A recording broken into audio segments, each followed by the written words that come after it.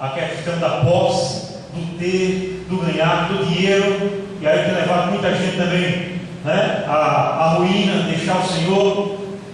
A terceira barra é a barra do pedestal, a barra do palco, entendeu? Ou seja, a questão de elevação, de orgulho, né, de querer ser o tal, de querer ser melhor que os outros, o melhor pregador, o melhor apóstolo, o melhor pastor e coisas desse tipo. Aí eu disse que um dia ele estava pregando, aí teve um comentário de um candidato, que o candidato disse: pastor, ele só dizia esses três, né, pastor Pedro Bezerra. Aí um candidato disse: pastor, ainda tem uma barra. Aí Pedro Bezerra disse: qual? São João da Barra. É outra barra que a gente tem que ter, né? Tem que ter cuidado para não errar. Então essas barras servem para cada um de nós. Ok, irmãos? Em segundo lugar, os espinhos são consequência do pecado em cada coração. Cristo, ele teve também os seus espinhos. Teve ou não? Teve o seu sofrimento. Agora, o sofrimento de Cristo não foi por causa dos pecados dele, porque ele não tinha pecado. O sofrimento dele foi justamente por causa dos nossos pecados. Ele sofreu na cruz por causa do meu e do seu pecado. Uma terceira verdade: sem espinhos não teríamos consciência da nossa fraqueza. Segunda carta de Paulo, capítulo 12, verso 9. Veja o que Paulo diz: entretanto, ele me declarou: a minha graça o quê? Te basta, ou te é suficiente, pois o meu poder se aperfeiçoa na fraqueza. Aí Paulo diz aqui: sendo assim, de boa vontade, eu vou gloriar nas minhas fraquezas, a fim de que o poder de Cristo repouse sobre mim. O que Paulo está dizendo aqui, irmãos, é isso: que sem o espinho, aí ele não teria consciência da sua fraqueza. Sem o espinho na nossa vida, a gente não tem consciência de quão fraco nós somos. Sem os problemas, sem as lutas, sem as enfermidades, sem as dores que a gente passa, porque Deus permite, a gente não teria consciência da nossa fraqueza. Ou não é assim? Ora, quando tudo vai bem, a gente às vezes quer, né? A gente pensa que nós somos o tal, e aí acontece que alguém começa a querer se achar o tal, aí diz: é assim, né? Toma um probleminha, né? Toma uma enfermidadezinha, né? Vai se prostrar.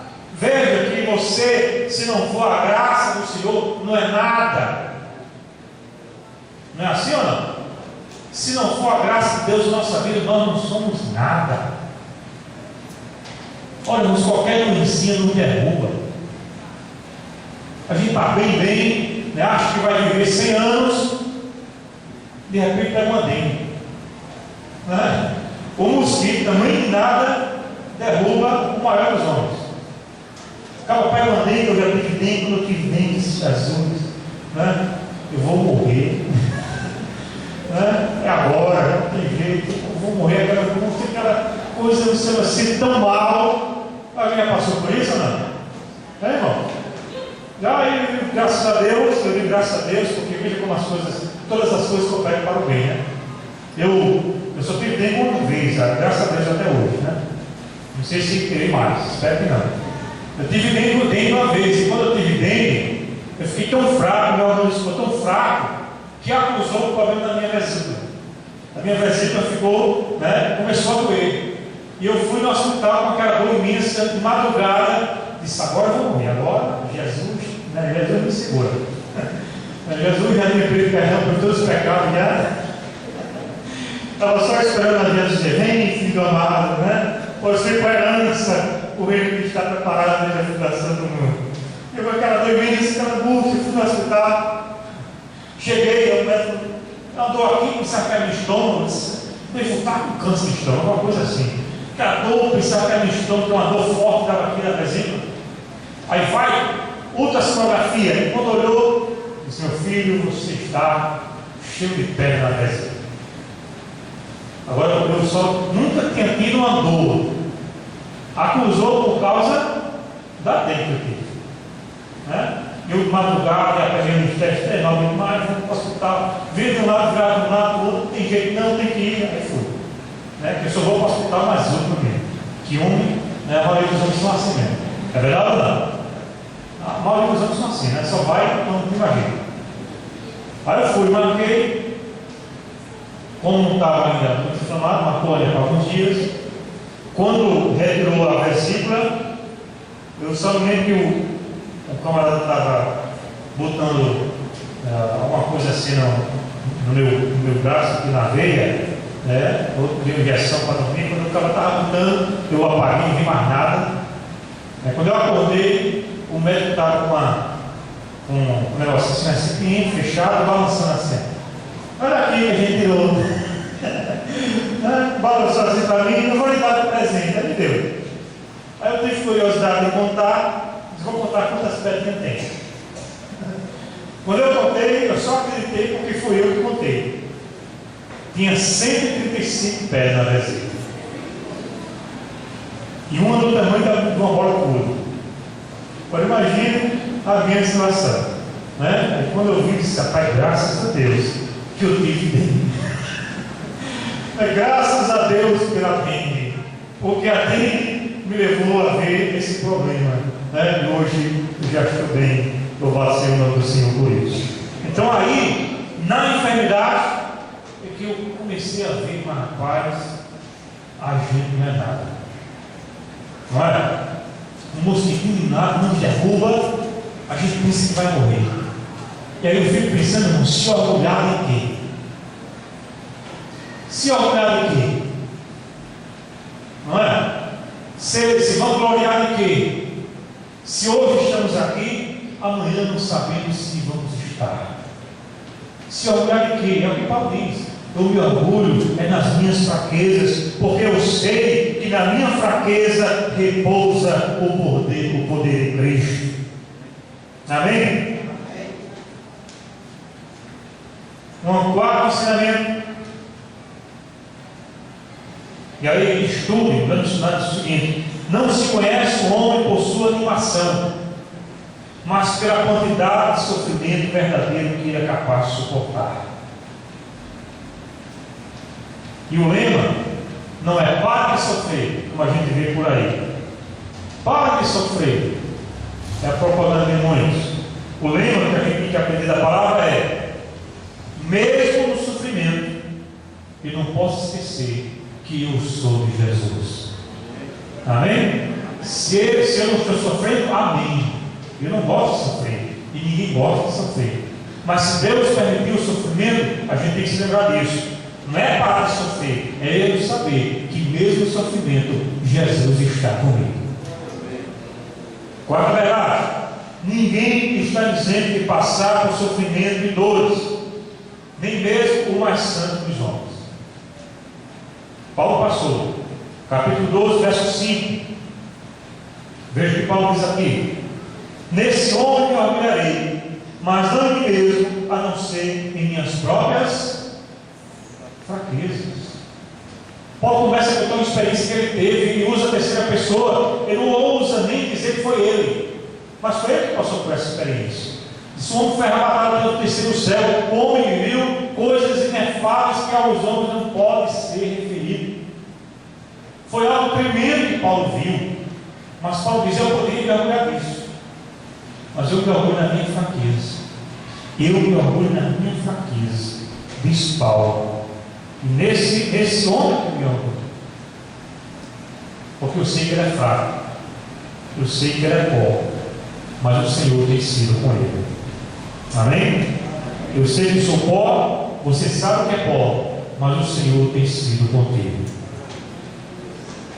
Nem o grande apóstolo deixou de sofrer, deixou de ter espinhos. George Whitefield, ele diz uma coisa tremenda também. Ele diz: eu acho absolutamente necessário que os ministros do Evangelho enfrentem espinhos na carne, para que tanto os ministros quanto os ouvintes se vejam tão somente como homens. E é isso que a gente tem que ver. Vejam-nos tão somente como homens. Tão somente como homens. É isso que nos ensina a sua palavra. Em quinto lugar, qual a lição do espinho? A dor existe, o espinho existe para nos manter mais humildes. No capítulo 12, verso 7 da segunda carta, Paulo diz assim: e para me impedir que eu me tornasse o quê? Como é que diz na sua versão?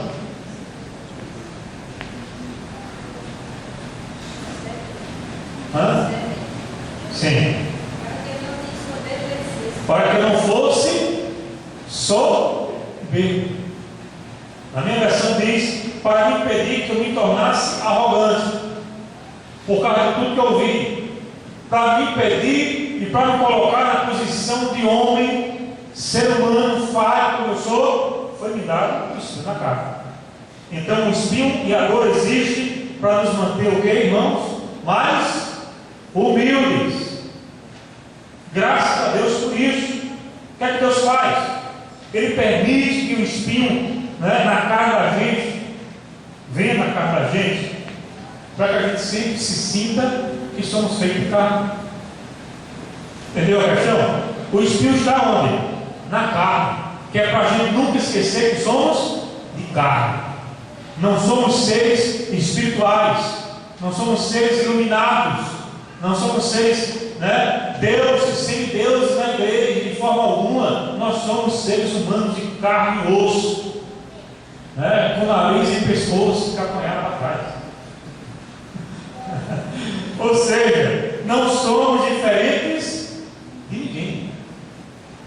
Porque alguns têm a ideia de que pastor, ministro, apóstolo, aquele homem é alguém especial, é alguém que anda até flutuando, alguém que não pisa nem no chão direito.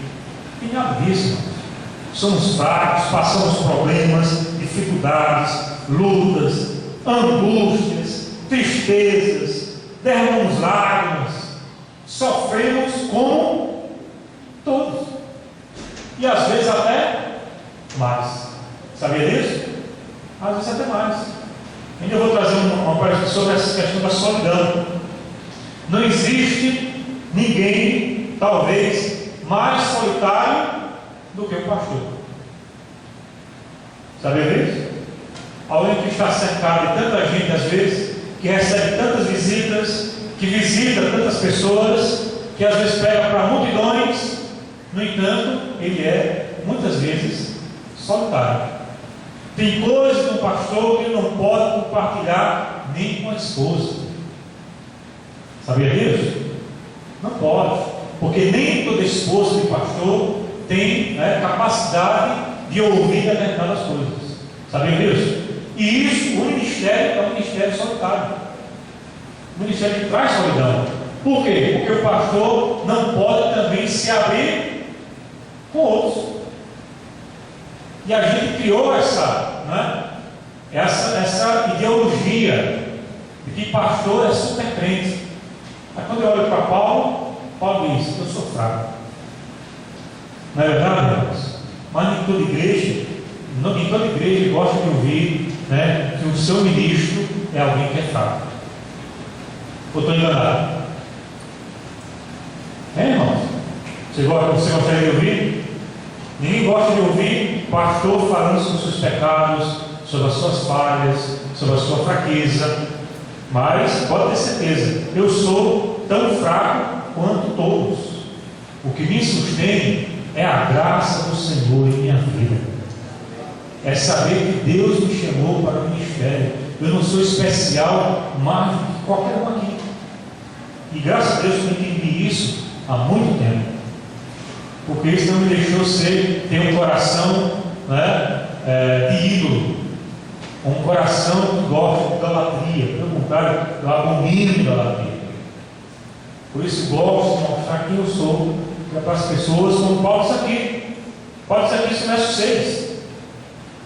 Vamos ler? Paulo diz: olha, ainda que eu decidisse gloriar, ou seja, se eu quisesse me gloriar, não seria de fato insensato, porque eu estaria narrando o quê? A verdade, não é? Não aconteceu tudo na vida de Paulo. Contudo, Paulo diz: eu evito falar sobre isso para que ninguém pense a meu respeito mais do que seja capaz de observar em minha vida, ou de mim poder ouvir. O que é que Paulo está dizendo? Isso que eu estou dizendo.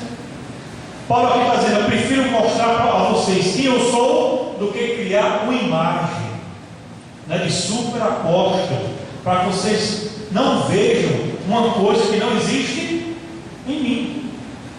Não é verdade, irmãos? Eu pergunto: qual apóstolo faz isso? Qual pastor faz isso? Para a gente encerrar, por último, a dor existe para nos aproximar mais de Deus. Só isso. Versículo 8 e 9, Paulo diz: entretanto ele me declarou: a minha graça te é suficiente, pois o meu poder se aperfeiçoa na fraqueza.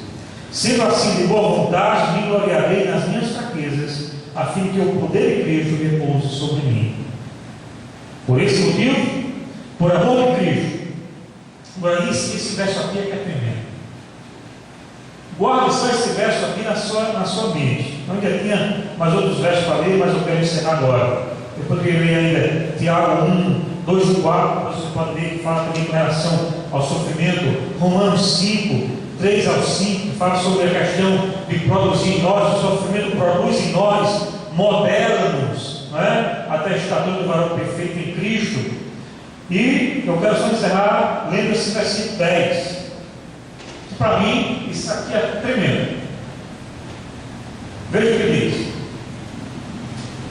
por esse motivo, por amor de Cristo, eu posso ser feliz. Paulo está dizendo aqui: mesmo com espinho na carne, mesmo passando por sofrimento, mesmo passando por dores, mesmo passando por dificuldades, eu posso ser o quê? Feliz. O que Deus está dizendo para mim e para você, irmão, nessa noite é isso. Você pode ser feliz, mesmo com todo o problema que você tem. Eu posso ser feliz. Em que, Paulo? Eu posso ser feliz na fraqueza. Eu posso ser feliz nas ofensas. Eu posso ser feliz nas necessidades. Eu posso ser feliz nas perseguições. Eu posso ser feliz nas angústias. Porquanto, quando estou fraco, aí é que sou forte. Amém, meu querido? Amém. Paulo está dizendo algo tremendo aqui para nós. Guarde isso no seu coração. Paulo está dizendo uma verdade aqui que a gente não escuta mais sendo pregado. Paulo está dizendo aqui, irmãos, que o sofrimento da vida do cristão, o sofrimento da vida do cristão, não é desculpa para que ele viva Cristo. Pelo contrário, o sofrimento da vida do cristão é mais um motivo para ele se alegrar, porque ele sabe que o sofrimento na vida dele vai produzir frutos para a glória do Senhor. O sofrimento no momento não parece ser bom, mas depois produz, modela. É o que Paulo diz lá em Romanos 5, 3 ao 5. Ele modela em nós, forma em nós o caráter cristão.